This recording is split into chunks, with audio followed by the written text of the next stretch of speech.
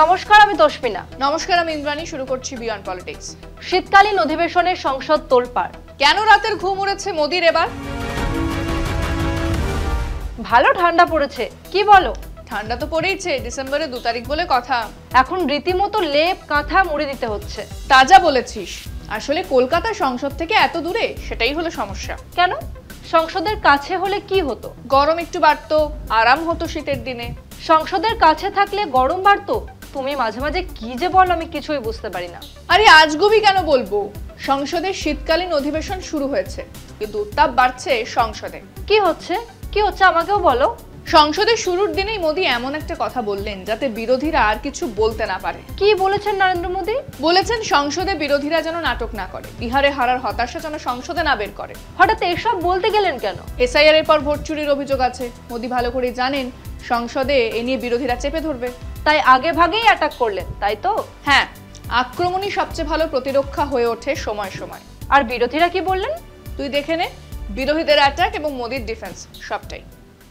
শীতকালীন অধিবেশনের প্রথম দিনেই প্রধানমন্ত্রী নরেন্দ্র মোদী সোমবার বিরোধীদের কড়া ভাষায় আক্রমণ করেন। তিনি বলেন, সংসদকে যেন নির্বাচনে ওয়ার্ম আপ গ্রাউন্ড বা পরাজয়ের হতাশা ঝাড়ার জায়গা বানানো না হয়। অধিবেশন শুরুর আগে তাঁর বক্তব্যে মোদী অভিযোগ করেন, বিরোধীরা গত 10 বছর ধরে নাটক করে সংসদের কাজ ব্যাহত করেছেন এবং এখন তাঁদের কৌশল বদলানো উচিত।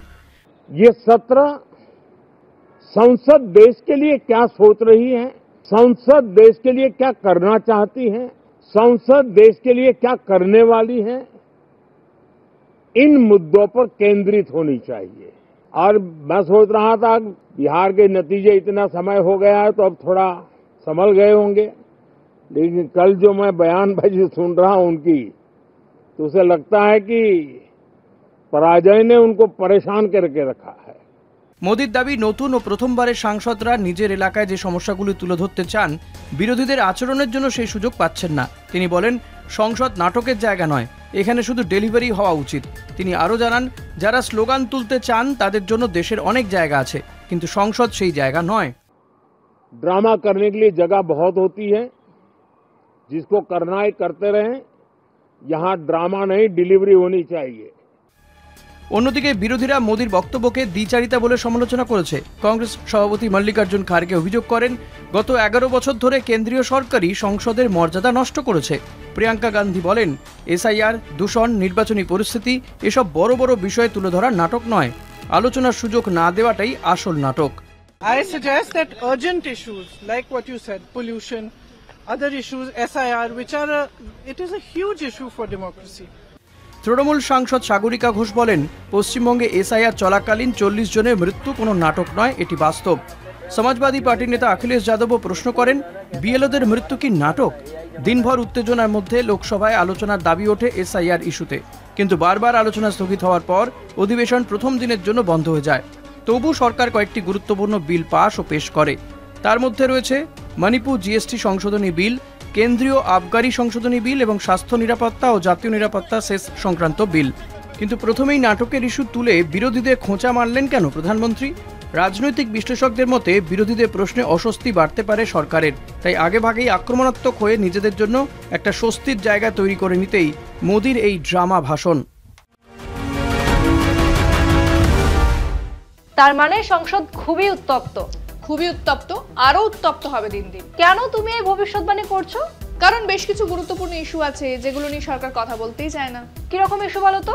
এসআইআর আর ভোট চুরি তো আছেই, দিল্লি ব্লাস্ট, ডিলিমিটেশন, মুদ্রাস্ফীতি, এরকম বড় বড় ইস্যু আছে। আর সরকারের কাছে কিছুরই উত্তর নেই, তাই তো? নেই তো। এত বিস্ফোরক উদ্ধার হওয়ার পরেও দিল্লি ব্লাস্ট হলো কেন, সিকিউরিটি ল্যাপস হলো কেন? সরকারের কাছে জবাব চাইতে পারে বিরোধীরা। হ্যাঁ, কিন্তু এটা তো ভ্যালিড প্রশ্ন। আর অনেক ভ্যালিড প্রশ্ন আছে, LIC issue, Adani issue. LIC দরাজ মনে শুধু আদানি আম্বানিকেই ছাড় দেয়, আর সেই ইস্যুই তো। ইয়েস, আর এসবেই চিন্তায় সরকার। তাই রোজ অধিবেশন মুলতবি করতে পারলেই সরকারের ভালো। একেবারেই তাই। তুই এই খবরটা দেখ।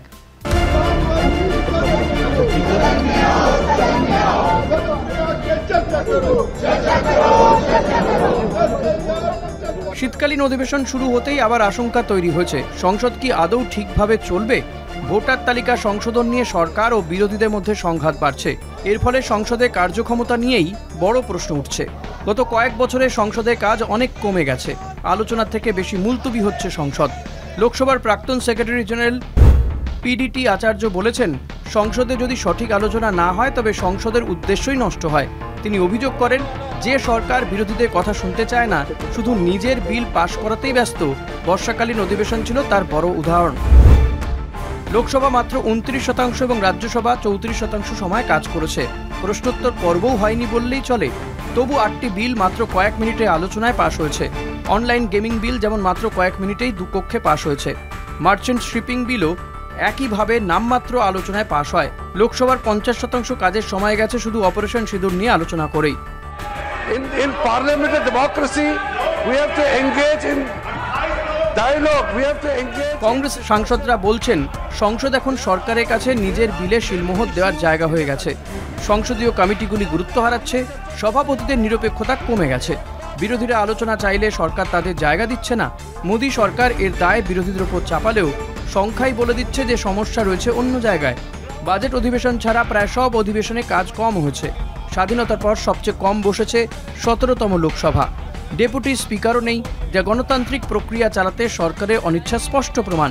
দীর্ঘ সময়ের হিসেব বলছে সংসদের বার্ষিক বৈঠক এখন আগের থেকে অর্ধেকেরও কম হয়। বেশিরভাগ বিল কমিটিতে পাঠানোই হচ্ছে না। আলোচনার মান পড়ে গেছে, সাংসদদের উপস্থিতি কমে গেছে। সব মিলিয়ে সংসদ দুর্বল হয়ে পড়ছে। আর মোদী সরকারের একতরফা সিদ্ধান্ত, আলোচনা এড়িয়ে চলা এবং বিরোধীদের দমন করার প্রবণতা গণতন্ত্রের পতনকে আরও ত্বরান্বিত করছে।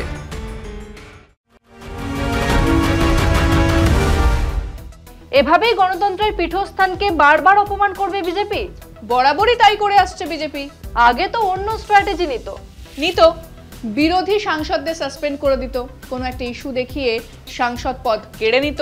এখন মুলতবি আর আগে ভাগে গলাবাজি করে সংসদ ভণ্ডুল করে দেবে। একদমই তাই। তবে কি জানিস, গণতন্ত্র একটা সুস্থ পরিবেশ দরকার। কেমন সুস্থ পরিবেশ বলো তো? একটা সংসদে সবসময় শাসক বিরোধী আলোচনা হওয়া প্রয়োজন। যদি সরকার আলোচনাই না করে তাহলে গণতন্ত্র এগোবে কি করে? একদমই তাই, গণতন্ত্রে আলোচনাই তো দরকার। মোদিজি এত ভয় পান কেন? সংসদে তো আর সবসময় টেলিপ্রম্পটার দেখে বলা যায় না, সাজানো স্পিচও সবসময় দেওয়া যায় না। কারণ প্রশ্ন করলে উত্তর তো দিতেই হবে, তাই তো? হ্যাঁ, আর সব প্রশ্নের উত্তর যে মোদিজি সিলেবাসের মধ্যে আসবে তা তো নয়। আর সিলেবাসের বাইরে প্রশ্ন এলে মোদিজি ঠিক কি করেন তা সবার জানা। কি করেন আমি তো জানি না। ওই যে করণ থাপারের সঙ্গে বিখ্যাত ইন্টারভিউ, আউট অফ সিলেবাস প্রশ্ন করেছিলেন থাপার মোদিজিকে। ঢোক গিলে মোদিজি বলেছিলেন দোস্তি বানি রহে, ইন্টারভিউ ছেড়ে চলে গিয়েছিলেন। এটা বেশ ভালো। চলো শেষ করি।